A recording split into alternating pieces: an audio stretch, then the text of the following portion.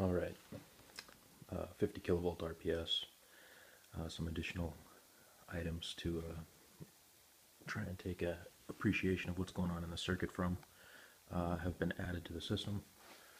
Over here we've got a couple of pith ball sets. It's currently on at about 20,000 volts right now, 20,000 volts DC, so you can see on the right side the negative lead has drawn a pith ball to it, the other one's being left vertical, not being drawn. The pith ball's on the right over here. That's on the positive side, nothing really happening there, they're just kind of hanging. Additionally, I've added this jobber over here, kilowatt meter, set for the VA measurement, because the VA is what actually comes out to the calculated watt figure, while the watts is what is probably more likely the VA. So right now, input over here is at 90 VAC, which is about 45 VAC on 120 volts input to this variac. So we can look here. Some bad reflection of my hand. Get that out of the way. Let's see. So it's 8.4 watts. I'm going to draw focus.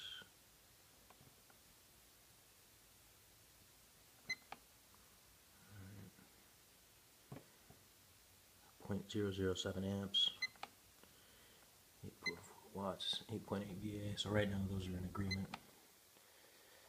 When it hits the 125 volt, which is probably about the 60, 62 volt mark, and it goes into that buzz state, that is now able to be determined as to why it's going up to full current draw at that point for what I would expect it to draw, because I expect each to draw a max of 24 volts, or sorry, 24 watts. So about 48 watts total, right? So here's where we are. We'll bring it back up to this point. So that's 30,000 volts, and just a hair further over that, at the 125 mark, it goes into loud buzz. You hear it. Transformers are really buzzing.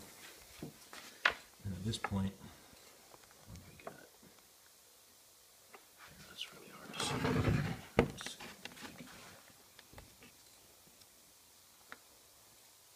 This is the power factor. Volts, 0.39 amps.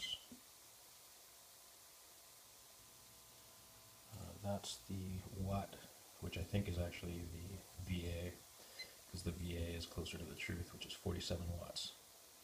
Okay, so it's drawn about 50 watts, 47 watts, a little less than what I would have expected it to draw in total.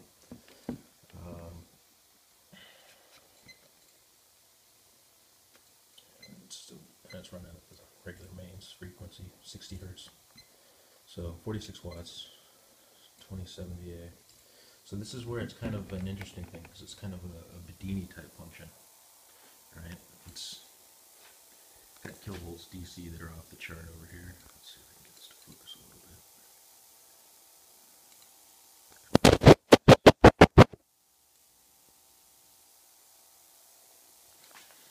A lot of ozone being generated. A little bit of relative motion. Some relative motion over here. Alright, here's the voltage reading on that. A little over 30 kilovolts. Keeps bouncing every time it's somehow shorting out or discharging somewhere.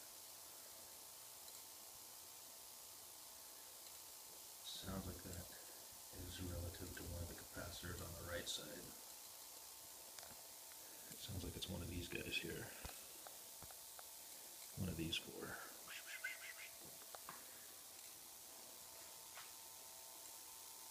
It could be one of these two. It's definitely on the right side circuit. What else is curious is look at what over here is moving. See the wires there? Kind of floating and wiggling. Huh. What's that? Nothing touching the desk. Alright, so the next part of this, which is curious, is that I can now turn the voltage back down. I had to turn it up this far to engage it in the overdrive condition, or whatever kind of state it's in now, but I can now turn it down, and it's kind of stuck in that state. until I get to 90 VAC, and then it falls out of that state. So right there, right, I've reduced the input.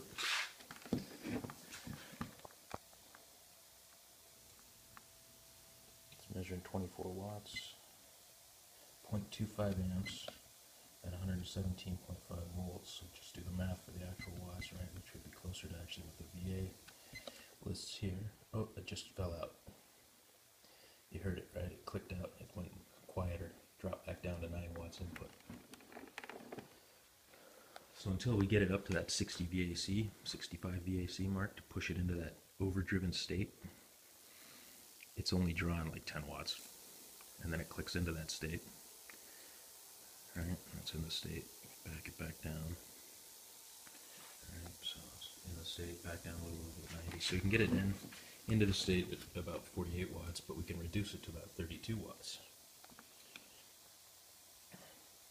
Potentially. I mean, it depends what is drawing off the circuit, and if that drawing off the circuit would pull it back out of whatever extra resonance state this is in. So now that we have it this way, we can crank this up. So check this out. Let's go ahead and crank it up. Because it shouldn't draw more than 50 watts, even at full voltage. I might blow some components, but let's see what happens. 75. Ooh. A third state. What the? A third state, and I'm drawing 170 watts. Whew. I didn't see that coming.